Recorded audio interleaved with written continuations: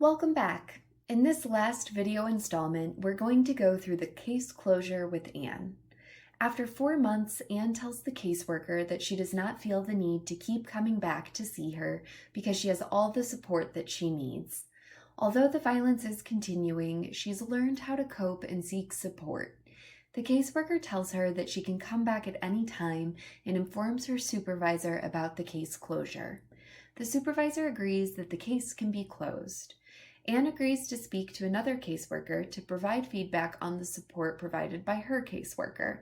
She is very positive and only mentions one episode when the caseworker left the door of the counseling room open because it was very hot, and another woman from the center might have overheard their conversation. With this, let's complete the case cycle in the GBVIMS+. Back to Anne's case. Let's go to the case closure form. Once we're there, remember to click Edit to add new information.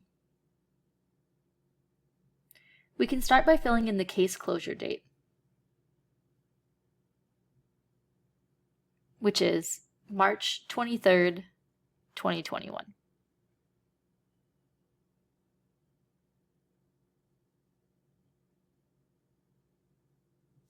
Then we'll change the case status from open to closed.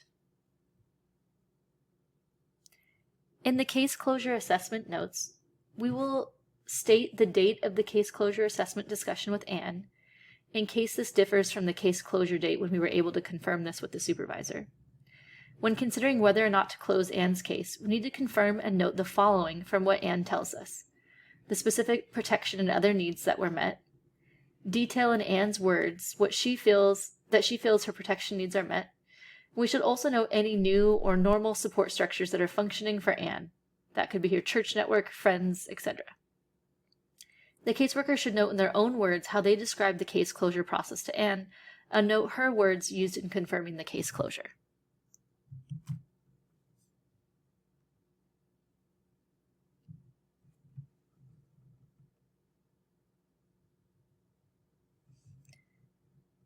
Next, we can look at the case closure checklist. Under the case closure reason, we select that the survivor's needs have been met to the extent possible. And of course, we'll add some explanation here. We can write that the survivor does not feel the need to come back to the caseworker. She has all the support she needs. The violence is continuing, but she has learned coping mechanisms and she knows how to seek support.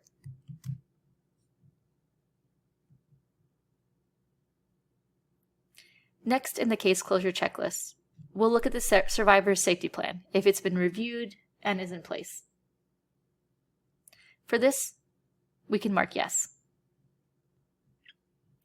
Next, have the survivor's needs been met as described in the case action plan? We can mark this one as yes. And also that the survivor and caseworker agree that no further support is needed. The caseworker notes that she's told the survivor they can resume services at any time. And the supervisor has reviewed the case closure plan. Finally, this case closure process took about 16 to 30 minutes to complete. And we can add that in the last question, and then hit save.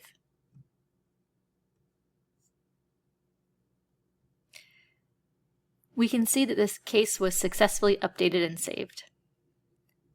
Next, we want to go through the client feedback survey. This is included in this training database in this case file, but when you're using the system, caseworkers won't be able to see the client feedback provided about them. This is just here for the purpose of illustration.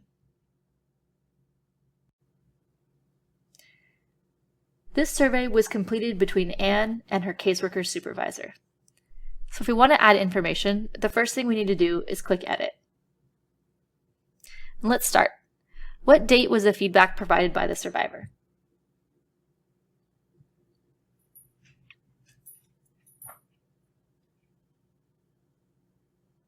In this case, we know it happened on January 22nd.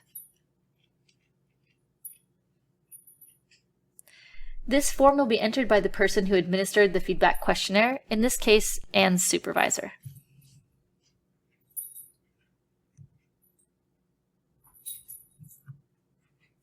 Anne is not a minor, so we can skip the next 2 questions, and we can move on to survivor-centered service delivery.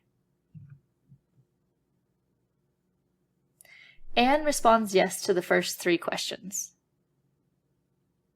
about the opening hours, level of comfort, and if she was able to see the same person at each return visit.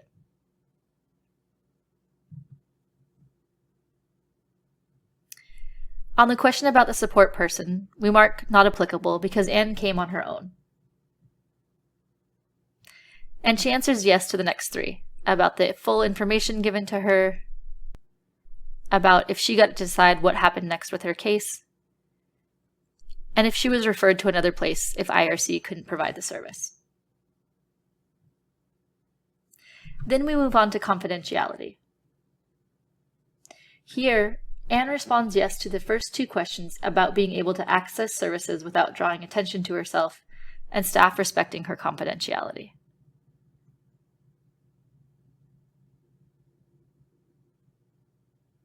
However, because the door was open during one meeting with her caseworker, she responds no to the question about meeting in private without being overheard.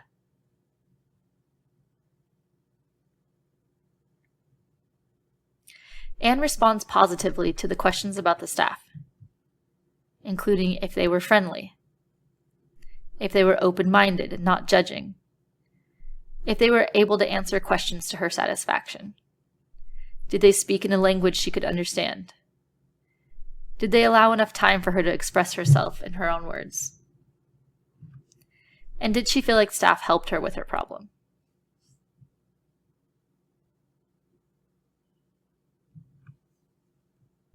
Finally, looking at the client's well-being, Anne did respond that she felt better after meeting with the caseworker and that she would recommend this service to a friend.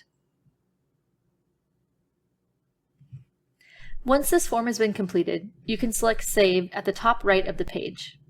And with this, we've completed the case management cycle with Anne. Thank you for following this process alongside Anne. For additional information and insight, visit gbvresponders.org and the GBVIMS website.